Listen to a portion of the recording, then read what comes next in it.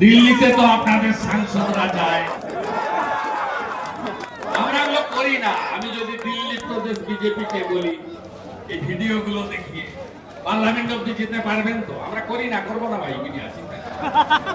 আমি বলছি ধরে নেন, আরে আমরা তো সমুদ্র বিজেপি আর তোমরা তো পচা এগো পুকো।